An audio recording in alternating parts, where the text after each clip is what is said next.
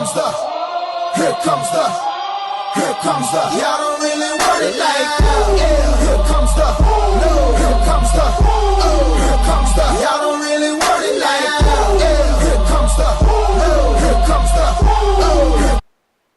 We are looking into the issue of NFL contracts and how they are not guaranteed.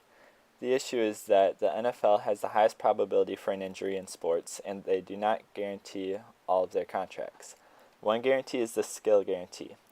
This ensures a player the remainder of his salaried contract if a team decides to waive him.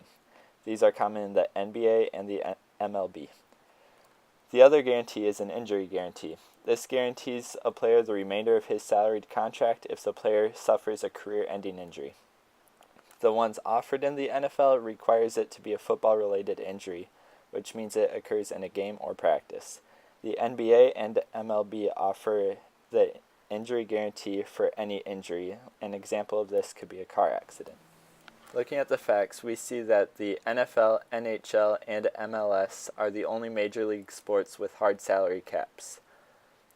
The issue for the NFL is that they have a much larger roster than any other major league sport. The NFL has a roster size of 53, Major League Soccer has a size of 30, and the NHL has a size of 23. But when we compare the average salary of a player to the revenue of the organization, we see that the NFL's salary of $1.9 million compares to their $13 billion revenue is only 0.01%, while both the NHL and Major League Soccer compare at 0.04%. That's 4 times as much compared to their revenue. Major League Soccer can guarantee their contracts because of their low salaries and smaller rosters. Similarly with the NHL, they guarantee their contracts because of their smaller rosters. The NFL should be able to guarantee contracts because of their higher revenue. The reason they don't is because they are nervous about having dead cap space. This means an injured player or waived player would be taking up a certain amount of money compared to their salary cap. The NFL salary cap has been steadily increasing by about $10 million each year for the past 5 years. The issue is this $10 million would only be enough to cover for about one significant player's injury. Okay, so now that we understand the NFL guaranteed contracts, we understand the facts and the points going for those contracts, it's time to analyze the ethical issue that is presented with NFL contracts. So the main issue here is that the players are not insured, and there's a kind of a company prerogative that you should protect your employees and you should do what's best for them in order to improve your success as a company, and NFL teams are no different. They should use their money, that is, to improve the lives of their athletes. So if we take that ethical stance, you should say, and we put that into a Christian perspective, it kind of becomes an issue of greed and selfishness, that these NFL teams are willing to ignore the well-being of their players in order just to make a profit and do whatever they can to make a buck, essentially. So we have a couple verses that we analyzed in terms of greed, and one of them is 1 Timothy 6:17 through 19.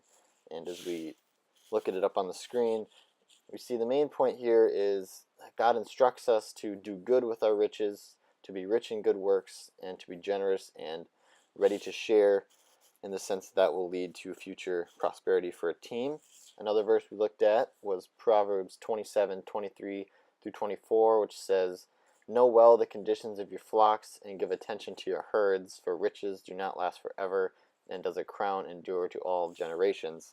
Obviously, we're not saying that an NFL team is a herd of sheep, but essentially the verse saying that your team is like a flock of sheep, that you should be protecting your herd, you should be protecting your players, ensuring their well-being and their safety. In order to solve this issue, we came up with 3 different alternatives. The first being to agree that the NFL players do not need guaranteed contracts. The consequence would be that the players are not insured. Our second alternative was to give players more guaranteed contracts for their insurance. This may result in the dead cap money, and with a higher injury rate, the teams themselves would be more likely to lose the money. Our third alternative was to create a reserve fund in addition to the salary cap in the case of injuries and waivs. This would not be enough to protect the entire team, but would likely be enough to cover the amount that are injured.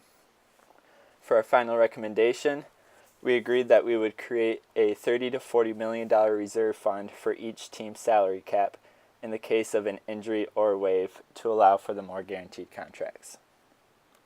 So, Everson Griffin, how do you feel about the new reserve fund for guaranteed contracts?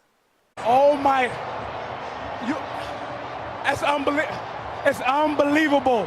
I'm happy. I was sad. Now, wow.